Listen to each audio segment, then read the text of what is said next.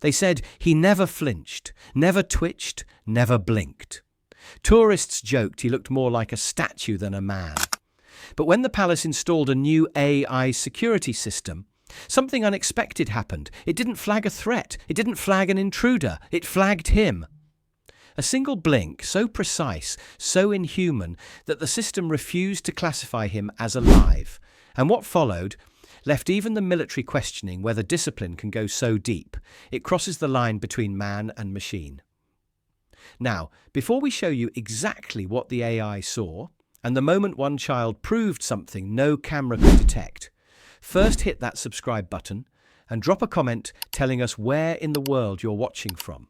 We upload brand new Royal Guard stories every single day, and trust me, this one might be the most unsettling, quiet and powerful yet. Now, without further ado, let's get into it.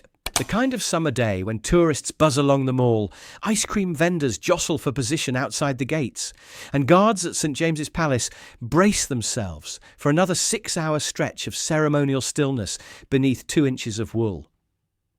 But inside the palace security office, tucked behind layers of stone and tradition, something new had been quietly installed that week. An experimental motion detection system powered by artificial intelligence. A beta trial, really. The pitch from the developers was ambitious. Real-time monitoring of micro-movements across all standing guards, trained not just to detect threats, but to flag fatigue, dehydration, or even subtle medical anomalies before they became emergencies. It was called Sentinel VI. Built in collaboration with a defence contractor and a private London startup, the system had been online for just 3 days. So far, its alerts were minor. One false positive for a fly buzzing near a guard's eyelash. Another when a trainee sneezed during rotation at Horse Guards Parade. But on Thursday afternoon at exactly 15:47, a new flag popped up on the internal dashboard. Unit B3, St. James's East Gate, anomalous blink pattern detected. At first, the supervisor chuckled. "A blink pattern? What is this MI6 sci-fi?" he muttered, motioning for one of the operators to pull up the feed. The screen flickered, then froze on a frame of the guard in question. Corporal Hayden Price, Coldstream Guards, ID 527-LB, stationed near the outer arch.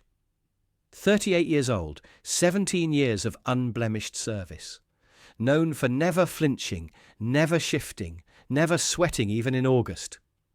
A reputation for stillness so uncanny that tourists had once bet money he wasn't real. The operator scrubbed the footage back a few seconds. "There," he said, slowing it down frame by frame. They watched together as Price blinked. Just once, but it didn't look right. It wasn't the kind of subtle, unconscious flutter that human eyelids produce. It was too measured, too perfectly even in speed and symmetry. Almost like a visual effect. The AI's classification system, still rough around the edges, had interpreted the blink as non-organic. Not just fatigue, but simulated behavior, as if a computer had told a machine, "Now mimic a man." The supervisor leaned closer. "That's odd." "Should I flag it?" the operator asked. There was a long pause. Then, without turning away from the screen, the supervisor reached for his phone and tapped the name of someone buried deep in the palace chain of command. "Yeah, send this up, quietly. Let's not spook anyone yet, but we need to know what exactly we're looking at." The camera kept rolling. Outside, tourists leaned against black railings and snapped photos of the motionless guard, none the wiser that an artificial intelligence just asked the question no one had ever thought to ask before. "Are we sure that's still a man?" At Wellington Barracks, 3 streets behind the splendour of Buckingham Palace, the barracks mess hall smelled faintly of instant coffee, polish, and the worn leather of boots lined up against the wall like forgotten sentries. Corporal Hayden Price stood alone in front of his locker, already half-dressed in the iconic red tunic. Every fold was aligned to regulation.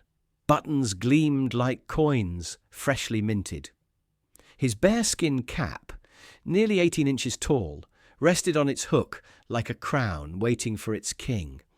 "Mate," someone muttered behind him. "Do you think he even sleeps? Or does he just shut down like a laptop? The chuckle came from Private Alden, 19, new to the regiment and still grappling with how to square the myth of the Guards with the reality of bruised heels and blisters. "Careful," another warned, not quite joking. "Blink too loud and he'll log your name." Price didn't respond. He rarely did. To the younger Guards, Price was almost folklore. The man who didn't talk much, who didn't blink on duty, who'd once stood through a hailstorm at Horse Guards without even shifting weight from one foot to the other. Rumours said he could slow his heartbeat at will, that he'd never taken a medical day in 17 years, that his uniform had outlasted 3 tailors. But behind the precision and silence, Hayden Price was not cold. He was focused. Every morning started the same. Tunic brushed, belt double-checked, boots like obsidian mirrors, rifle cleaned even if it hadn't left the armory. He packed silence into every corner of his ritual, not out of arrogance, but discipline. Somewhere between breath control and muscle memory, he found clarity. Today's assignment was familiar. St. James's Palace. Not the largest post, but the one with the narrowest crowd barrier. Tourists stood just feet away, close enough to tempt, taunt, or try their luck at breaking a guard's discipline. And the summer heat made it worse. Still, Price moved through the motions without hesitation. By the time he stepped into the loading van with 5 others for transport to the post, he was no longer just a man in uniform. He was the image of something older than himself. Tradition, duty, presence. The younger lads avoided eye contact, not out of fear, but deference. Sergeant Dalton climbed in last and gave Price a quick nod. "You've got St. James East Arch, Hayden. Same as Monday." Price nodded once. "Understood, Sergeant." He never asked for change, never complained, never even commented on weather or crowds. But what none of them knew, what not even the regiment psychologist had pieced together, was that Price had requested St. James East Arch every month for the last 10 years. Because that spot, that stretch of gravel outside the ornate gate, was where everything had changed in 2009, where a child had screamed, where a horse had reared, where Price, still raw and impulsive, had made the split-second decision to break from formation and move, 1 step, 2, shielding the child before anyone else could react. That day still lived behind his eyes, just past the rigid discipline and blank expression. It was the day he'd learned what stillness was really for. Not show, not pageantry, but restraint, control, precision earned through pain. And so, as the van rumbled forward toward the palace, Corporal Price sat motionless while the others adjusted their gloves or fiddled with hydration tubes. His breathing stayed steady, his face unreadable. By the time he took his post, standing beneath the stone arch of St. James's, tourists were already gathering. Selfie sticks out, children hoisted onto shoulders, voices bouncing across the square. Price stood as if he had always been there, and behind the mirrored lenses of a CCTV camera nestled high above the palace gate, a blinking red light quietly tracked him, preparing to mark the moment where it all stopped being routine. 16 years ago, St. James's Palace looked much the same as it does now. Ornate gates, trimmed hedges, and tourists packed 3 deep along the rope line, with disposable cameras and ice lollies melting down their wrists. But for Lance Corporal Hayden Price, it was the last place in London he wanted to be. He was young then, 22, all sharp edges and unspent energy. His uniform fit tighter, his shoulders hadn't yet learned the ache that came with 6-hour shifts, and his mind still wandered too easily. He'd only been with the Coldstream Guards for 7 months, still carried the unspoken burden of trying to prove himself. His father, a sergeant before him, had warned him, "You're not there to be seen. You're there to hold the line, even when nobody understands what that means." That morning had been unusually chaotic. A ceremonial rotation was already in progress, and the forecourt was especially crowded due to a rumoured royal sighting. Screaming children, bored tourists and tour guides shouting into earpieces, all combined into a dull roar. Then it happened. Out of the corner of his eye, movement. A small boy, maybe 6, had slipped under the rope. His balloon had come loose, and in the reckless certainty that children have, he'd bolted after it, right into the path of the incoming guard formation, and worse, into the path of the lead horse. There was shouting, a scream from a woman's throat, probably the boy's mother. The mare panicked, her hooves skidding against the stone. A guardsman called out an order, and Price moved, 2 steps off formation, one swift reach. He scooped the boy by the back of his jacket and pivoted just as the horse thundered past, missing them both by inches. The child wailed. The formation buckled momentarily, boots skidding to a halt. A horn was blown. The boy was unharmed, but Price had broken. Not physically, not even emotionally, ceremonially, he'd left his post, stepped out of rank, moved without command, and the punishment had been immediate. Later that evening, in a wood-panelled room filled with officers who used words like disruption and visibility, he was issued a formal reprimand, temporary suspension. His actions had been understandable but inappropriate for ceremonial protocol. Never mind the child lived, never mind the public clapped. The institution valued presence over improvisation. He understood that now. What stung wasn't the reprimand. It was the look on his sergeant's face. Disappointment. Not for the movement, but for the emotion that prompted it. "You acted out of instinct, Price," the man had said. "Next time, act out of duty." That moment buried itself in Price's bones. A seed planted in the centre of his chest that would grow into a new kind of resolve. If they needed stillness, he would become the definition of it. If emotion was a liability, he would purge it from his posture, his eyes, his breath. He would become a man whose restraint could never be questioned again. And slowly, over years of service, he did. He learned to lower his heartbeat, to fix his gaze beyond the crowd without blinking for minutes at a time, to ignore jeers, coins tossed at his feet, flashbulbs inches from his face.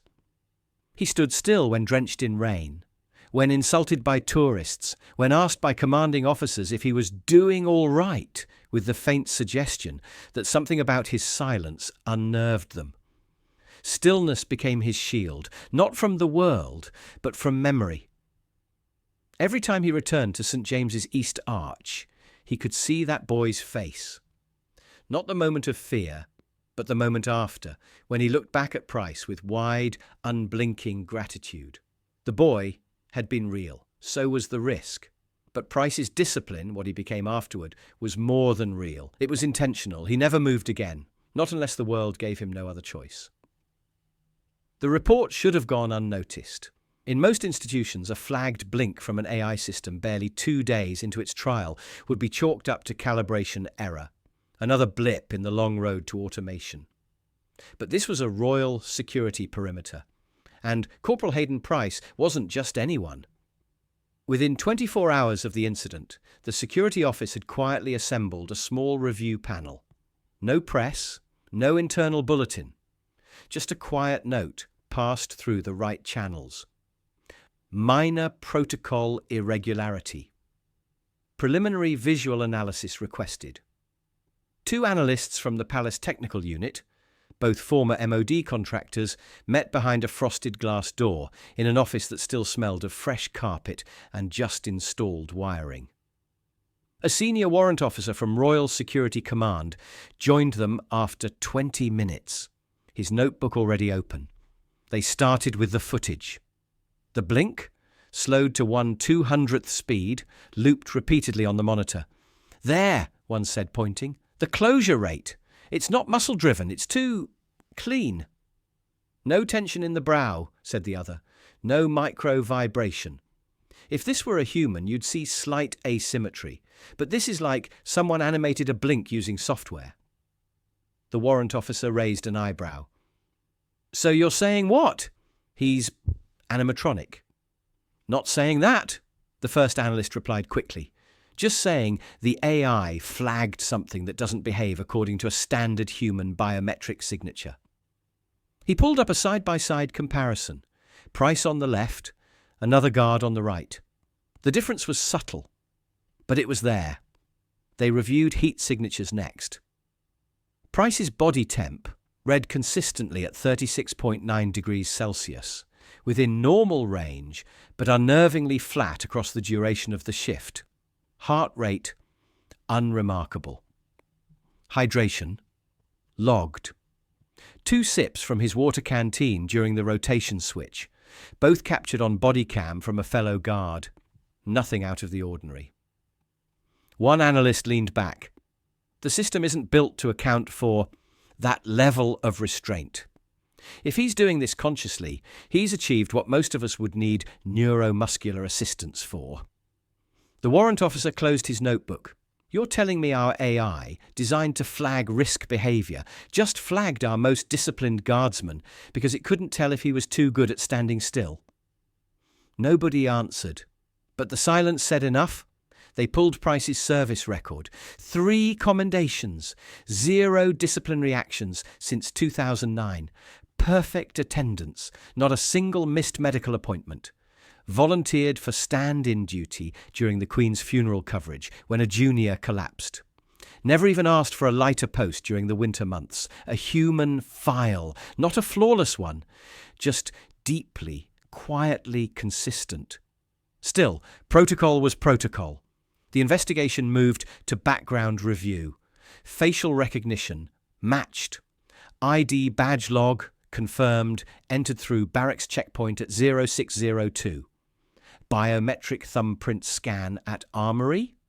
Matched. Even the gait analysis, pulled from parade footage 2 years prior, lined up with movement captured at this week's post. Everything confirmed the same man. But the blink still didn't make sense. This doesn't feel like deception, said one of the analysts. This feels like something the system can't pass. They agreed to run one last test, an integrity query through Sentinel VI's logs from the entire week. Only one other person came close to being flagged, a grenadier guard at the tower who'd once served in counter-terrorism. He had similar biofeedback irregularities, very still, highly trained in suppression. Special Forces crossover, the officer murmured. What about Price? Infantry, cold-stream to ceremonial, no record of covert ops.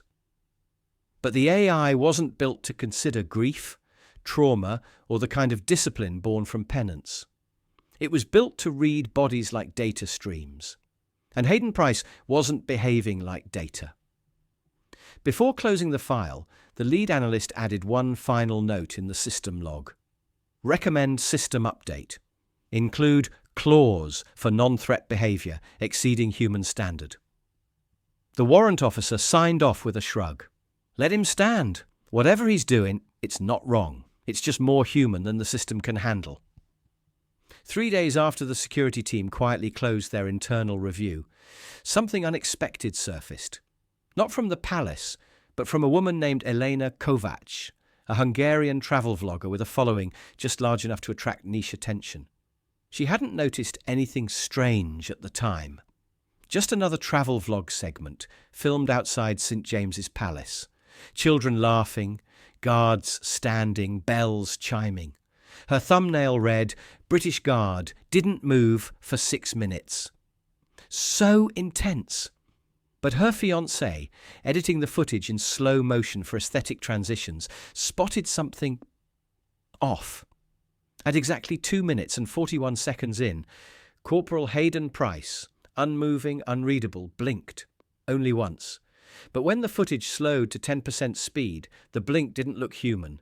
It looked timed, like a shutter, her fiancé said. No twitch, no pre-movement, like a lens cap closing. They re-uploaded the moment as a short clip. Not clickbait, just curiosity. The title, Guard Blinks Like a Robot. And that's when the comments started. First, it was jokes. He's clearly AI-powered. Can I download the no-blink version?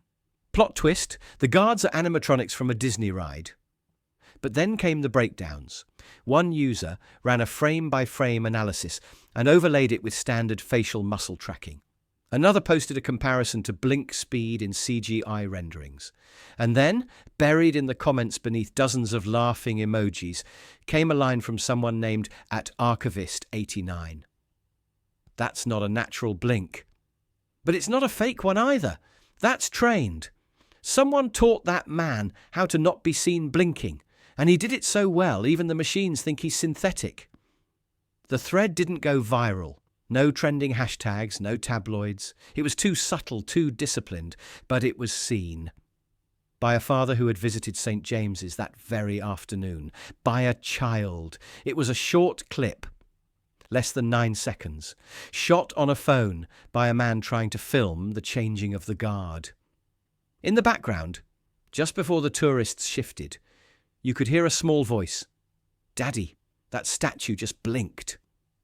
The father had laughed at the time, but watching it back, after reading the comments, he paused the video. There it was, the moment. Subtle, so slight it could have been imagined, but not to a child. They notice what adults dismiss, and they never forget it. Back in the barracks, the footage made its way to the mess hall via a WhatsApp group, used mostly to share memes and kit sale announcements.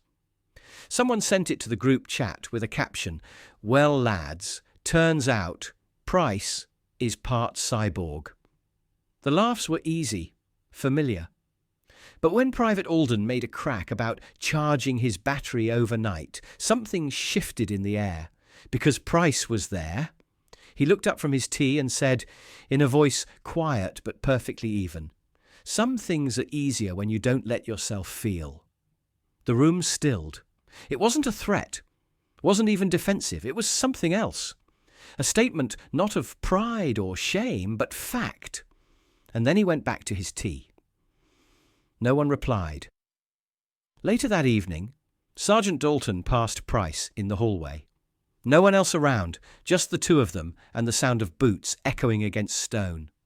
Dalton stopped. "You all right?" Price nodded once. Dalton hesitated. One of the lads said something earlier about blinking. "You hear it?" "I did." Another pause. "You didn't deny it." "There's nothing to deny." Dalton didn't ask again, but that night, word reached higher. A senior officer, Lieutenant Colonel Armitage, asked for Price's personnel file to be pulled. No disciplinary action was taken, no formal inquiry opened, but a question hung unspoken across the regiment now. Not whether Price was human, but whether he was still carrying something no one else could see, and doing it so well, even the AI couldn't recognize it as pain. When Corporal Price was summoned to Lieutenant Colonel Armitage's office, he didn't ask why. He simply arrived on time, uniform immaculate, posture flawless, the same way he had for 17 years. Armitage had the look of a man who'd served longer than he let on. Angular jaw, silver temples, the kind of hands that still unconsciously straightened folders and aligned pens on the desk. His background was quiet, but those who knew whispered things. Joint training with MI5, close protection details in places that didn't appear on maps. He didn't deal in rumours. He dealt in tone. And the moment Price entered, Armitage's tone was already set. "Sit down, Corporal." Price remained standing. Armitage didn't push it. "Let's talk about the blink." A beat passed. Price didn't move. "Which one, sir?" Armitage's mouth twitched at the corners. Not a smile. Not quite.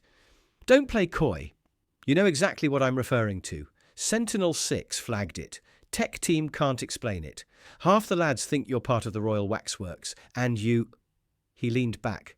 "You've said nothing." Price looked forward. Not at the man, but at the space just behind his shoulder. Ceremonial attention. Not disrespectful, just composed. "I trained myself, sir. To blink like a metronome. To control what can be controlled." Armitage folded his hands. "Why?" The silence that followed wasn't stiff. It was careful, measured, like every word Price allowed to cross his lips cost something. 2009 St. James's. A child broke the rope line. I stepped out of formation. I read the file. Reprimand. Rotation removed. I made a mistake, Price said quietly. Armitage raised an eyebrow. You saved a child's life. I made a mistake, Price repeated, firmer this time. Not because I moved, but because I didn't know how to hold myself after. I was angry, shaken. I lost composure in a way no one saw, but I knew, and I swore it wouldn't happen again. He looked directly at Armitage now. So I studied it. Breath regulation, eye muscle control, micro-movement minimization. I worked with a retired biofeedback specialist. Learned how to control blink timing, posture retention, pulse suppression. I've spent the last decade becoming the version of myself that would never flinch again. Armitage watched him for a long time. Then he stood, walked to the window behind his desk, and looked out over the parade ground. The AI didn't think you were human. I don't blame it. That's not criticism, Corporal. That's fascination. Price didn't speak. Armitage turned back. Do you think what you've done is normal? No, sir. Do you think it's healthy? No, sir. Then why keep doing it? Price's answer came without hesitation. Because standing still is the only way I've learned how to move on. The room went quiet again. Not the uncomfortable kind, just the kind where something has been said that doesn't need fixing. Armitage slowly walked back to his desk, lowered himself into the chair, and gave a tired nod. You know, he said almost to himself, I've spent my life watching people try to control chaos. Some use weapons, some use words. You used silence. Price didn't respond. Armitage leaned forward. Let me be clear. You've done nothing wrong. The AI was wrong. The machine doesn't understand grief. It doesn't recognize discipline forged from guilt. And it sure as hell doesn't know what it costs to live like that. He picked up a pen, clicked it once. I'm going to have the system recalibrated. Your file will remain untouched. No remarks, no interviews, no public narrative. Price gave a single composed nod. One thing, though, Armitage added, gaze sharp. If you ever do feel the need to move again, speak, step, act, I hope you'll remember that you've earned it. A soldier who breaks once and rebuilds himself from silence doesn't owe anyone proof. Price hesitated, then nodded again. Understood, sir. As he left the room, Armitage sat back in his chair, exhaled deeply, and whispered under his breath, Let them think you're not human. Because most humans couldn't do what you've done. And from that day forward, there was no longer any curiosity about Corporal Price's blink. There was only respect. The AI was updated, but the man remained unchanged, still, present, unmistakably real. 2 weeks later, the sky above London turned a soft pewter grey, the kind that hangs low but doesn't rain. At St. James's Palace, the forecourt was unusually quiet for a weekday afternoon. No tour groups, no camera crews, just a smattering of visitors pressed along the rope line, whispering with that reverent tone reserved for places older than memory. Corporal Hayden Price stood at his post beneath the arch. Same uniform, same stillness. To the untrained eye, nothing had changed, but something had, not in how he stood, but in what he allowed himself to notice. Across the gravel, a class of schoolchildren had arrived for a history tour. They wore high-vis vests over their jumpers and clutched disposable cameras like rare artifacts. Most were more interested in pigeons than palaces, except for one.